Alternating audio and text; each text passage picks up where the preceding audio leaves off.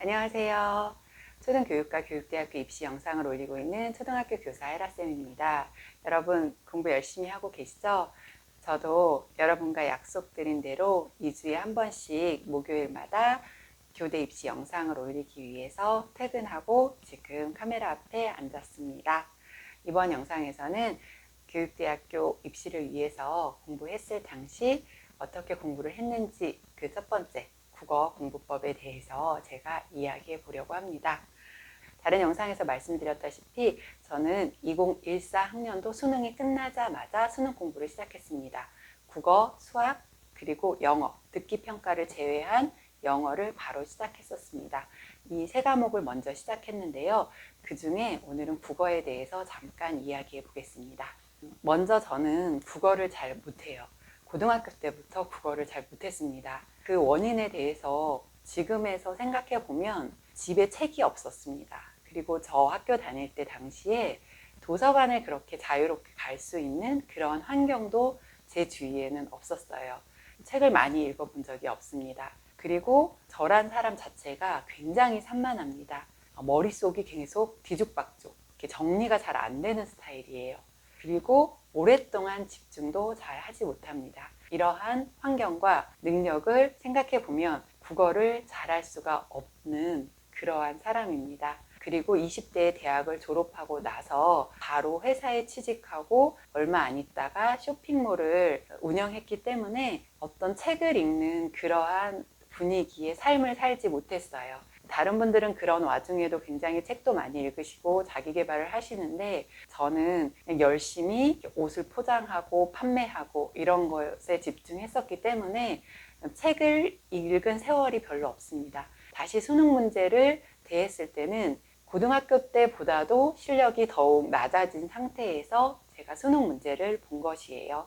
고등학교 때도 잘하지 못했는데 그보다 훨씬 낮은 상태의 실력으로 문제를 봤을 때 국어 때문에 할 수 없겠다라는 생각을 하기도 했었습니다. 어떻게 하면 국어를 잘할 수 있을까? 이렇게 카페 같은 데를 많이 찾아봤는데 많은 사람들께서 공통적으로 하시는 말씀이 기출문제 분석이라고 하시더라고요. 사실 당시에는 제가 조금 이해가 안 됐어요. 왜냐하면 기출문제는 이미 나온 문제잖아요. 최근 몇 년의 지문이나 문제는 다시 수능에서 다루지 않는다는 걸 저도 알고 있었기 때문에 그런 말 자체가 별로 이렇게 신뢰를 저 자신에게 주지는 못했지만 워낙 내가 국어를 못하는 사람이니까 고득점을 맞았던 사람들이 하는 방법을 한번 따라해 보자 라는 생각으로 기출 문제집을 구매했었어요. 그 문제집을 풀었습니다. 마르고 닳도록이라는 책인데요. 마르고 닳도록이라는 책을 사서 그걸 최대한 여러 번 보자. 다른 사람들도 그렇게 했으니까 나도 해보자. 그러한 생각으로 마르고 닳도록이라는 책을 사서 공부했었습니다. 그 마르고 닳도록이라는 책은 기출 문제집이에요. 기출 문제집인데 답지가 굉장히 상세하게 나와 있어서 정답이 왜 정답인가 라는 것에 대한 설명이 있는 책이에요. 그래서 저도 그 책을 사서 열심히 공부를 했었습니다. 그런데 국어 고득점이신 분들 얘기를 들어보면 7회독, 8회독 이렇게 하셨다는 분들도 있는데 제가 공부량이 많지 않아서 저는 마르고 닳도록을 3회독을 했었습니다. 그리고 그것만 하기에는 불안해서 EBS 커리를 거의 따라갔었던 것 같습니다.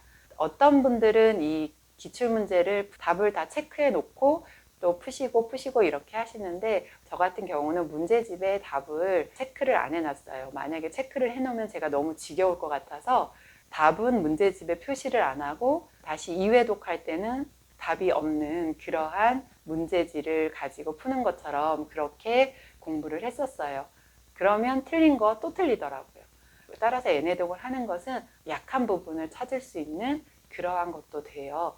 기출문제를 풀고 분석하는 이 과정이 저는 꼭 필요하다고 생각합니다. 지금 생각해보면 3회독이 아니라 4회독, 5회독 했었으면 훨씬 더 좋았을 것 같아요. 이러한 방법은 사실 효과는 굉장히 좋았습니다.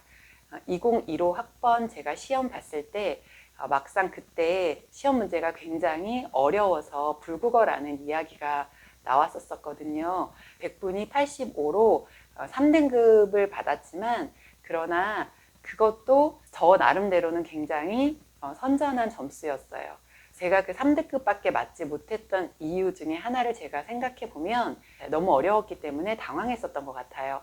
실제 수능을 보기 전 9월 모의고사를 제가 학원에서 신청해서 봤었을 때 그때는 제가 아마 태어나서 처음으로 국어를 1등급 받았던 적도 있어요.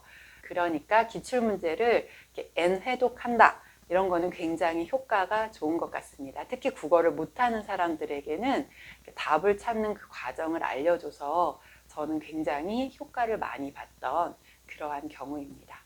100분위 85가 낮다고 생각하실 수 있지만 저에게는 잘 본 거였고, 그리고 시험이 평상시대로 나왔다면, 불국어가 아니었다면 저는 더 잘 볼 수 있었을 것 같거든요. 바로 전에 봤던 9월 모의고사 점수도 그렇고, 그래서 이 방법은 굉장히 효과가 좋다고 생각합니다.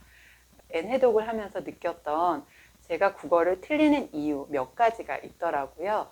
저는 한 이 세 가지 정도를 발견했어요. 첫 번째는 헷갈리면 무조건 첫 번째 내가 마크한 답이 정답이다 라는 거예요.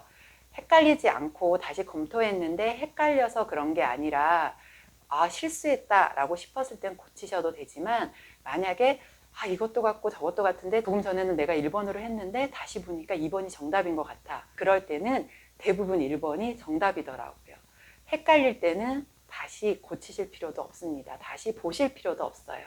보셔서 시간을 낭비하지 않으셔야 합니다. 물론 이럴 경우에 아닐 경우도 생기지만 8, 90%는 처음에 했던 게 답인 경우가 많더라고요. 두 번째는 내 생각만 하지 말아야 돼요. 다른 사람이라면 어떻게 했을까라는 생각을 하면서 답을 고르셔야 합니다. 내 생각에는 이게 확실히 답 같아. 다른 사람은 이렇게 말하겠지? 그러나 나는 이게 답 같아. 이런 생각을 하지 마시고, 나는 잘 모르겠는데 다른 사람이라면 어떻게 했을까? 국어를 잘하는 땡땡이라면 어떻게 했을까? 라는 생각을 하면서 답을 고르시는 것도 좋은 방법입니다. 세 번째는 국어의 물음을 잘 살펴보세요. 국어는 많은 문제가 가장 알맞은 것을 골라라예요. 가장 적당한 것을 골라라입니다. 수학은 정답을 맞추는 문제지만 국어는 가장 알맞은 문제예요. 보통은 한 선지 5개가 있으면 3개는 확실히 틀려요. 3개는 확실히 틀린데 2개의 선지가 남아있을 때 1번도 맞고 2번도 맞아요. 1번이 틀리다고 할 수가 없어요. 그러나 가장 적절한 것, 가장 적당한 것을 고르셔야 합니다. 지금 저도 학교에서도 이런 문제들이 나올 때 아이들이 선생님 왜 이게 답이 되지 않아요? 이것도 답이잖아요. 이것도 틀린 데 없잖아요. 라고 말하는 친구들이 있어요. 그것도 맞아요. 그러나 가장 적절한 것, 가장 알맞은 것을 고르는 게 국어의 문제가 많습니다. 따라서 왜 틀렸나를 고민하지 마시고 가장 적절한 것을 고르는 데 집중하셔야 합니다.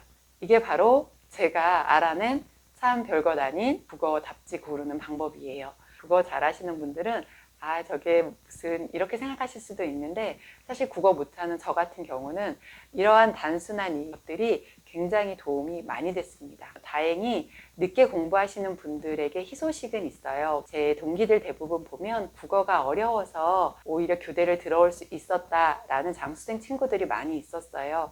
왜냐하면 사회생활을 하다 보면 저처럼 아이의 책과 담을 쌓고 사는 사람들이 있는 반면, 많은 분들이 어느 정도 그래도 교양책도 읽고 그러면서 지식이나 독해력 이런 것들이 고등학교를 졸업할 때보다는 더 상승되어 있어서 시험을 보기 때문에 국어는 저에게는 많이 어려웠지만 많은 분들에게는 그렇게 어렵지 않다는 것이에요. 그런 것들은 되게 긍정적으로 작용하니까 너무 이렇게 수능 공부를 다시 한다는 거에 대해서 두려워하지 마시고 도전하셔도 괜찮을 것 같습니다.